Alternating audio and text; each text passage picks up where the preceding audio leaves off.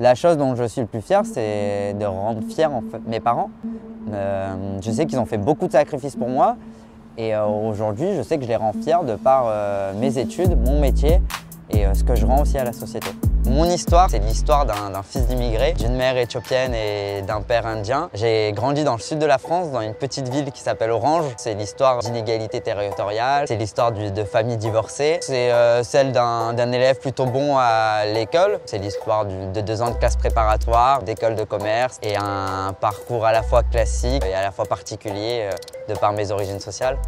On n'est pas dans l'extrême pauvreté, mais on est vraiment dans une classe sociale moyenne. Ajouté à cela, issu de l'immigration et dans une toute petite ville de France. Il y a des élèves qui correspondent à ce que l'école attend et d'autres qui correspondent moins. Moi, c'était mon cas, je correspondais vraiment à ce que l'école attendait. Donc ça allait plutôt bien pour moi, ça fonctionnait plutôt bien. Dès le collège, dès le lycée, j'avais des bonnes notes. Les profs étaient plutôt contents. Il y avait une certaine valorisation grâce à l'école que j'avais de moi-même. Ensuite, je suis allé en classe préparatoire pour une école de commerce. C'est là où j'ai compris qu'il y avait soit des inégalités, soit des privilèges dans le système éducatif. C'est lié à de l'asymétrie de l'information, à une culture qui est différente selon les milieux sociaux, à du vocabulaire, à des expériences extracurriculaires. C'est tout un tas de packages de choses où on se rend compte qu'en fait on n'a pas forcément les mêmes chances et que voilà, cette promesse d'égalité des chances n'avait pas forcément tenu et on se demande où on a raté le coche. On se demande qu'est-ce qui s'est passé. Au début, on se remet en cause soi-même, on questionne son individualité, sa famille, on se dit qu'on n'a pas fait assez. Donc il y a vraiment une remise en question personnelle.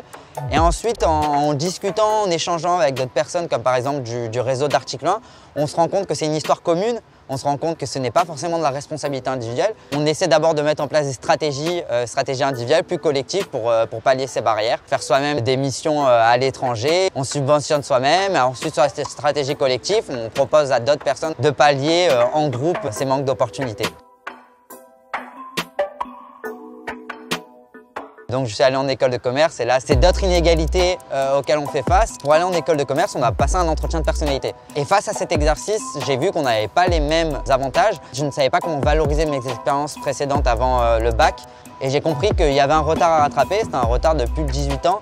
Qui était lié à un contexte familial en fait, pas seulement une motivation individuelle, mais vraiment un contexte familial, un contexte social qui offre des opportunités qui n'étaient pas les miennes. Et les inégalités qu'on rencontre en école de commerce, elles sont à la fois liées au réseau, mais aussi au coût. Le coût de la vie sociale, donc c'est-à-dire les week-ends d'intégration, les week-ends de surf trip, les week-ends au ski. En fait, c'est des projets qui permettent de créer un réseau. Et ensuite, il y a un coût lié à en fait, le parcours, le programme de l'école, les échanges à l'étranger, les stages à l'étranger. Tous ces coûts-là, ils vont créer des inégalités. Pareil pour le coût annuel. En fait, le coût annuel, c'est un crédit. Je sais que je devrais faire un métier qui me permettra de rembourser mon crédit. J'ai ce facteur-là à prendre en compte.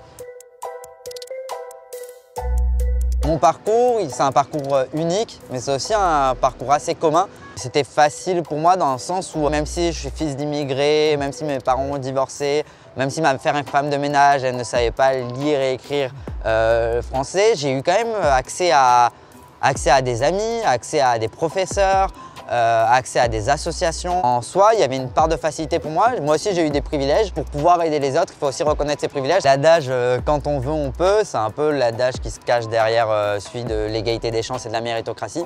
Grâce au mérite, on pourrait avoir accès à n'importe quel statut, quel métier. Alors moi, personnellement, je n'y crois pas, car j'ai beaucoup d'amis qui ont beaucoup de volonté, qui ont de l'ambition, qui sont proactifs comme moi, mais en fait qui ne correspondaient juste pas à ce qu'on attendait d'eux. Je ne pense pas que la volonté individuelle permettrait d'ouvrir toutes les portes. Il faut d'abord savoir pourquoi les gens ne peuvent pas et ne pas en fait leur jeter la pierre et dire c'est de votre responsabilité individuelle. Donc il y a un vrai enjeu derrière de questionnement de qu'est-ce que la réussite. Maintenant que moi j'ai atteint une certaine forme de réussite qui est individuelle, comment je fais en sorte que cette réussite-là, elle profite aux autres, comment je ne recrée pas un cercle vicieux, comment je ne recréerai pas en fait une certaine reproduction sociale, comprendre pourquoi moi j'avais des inégalités. En fait, je pense qu'on fait société, n'importe qui a une responsabilité d'être solidaire, de penser à l'impact de son métier ou de sa vie sur les autres.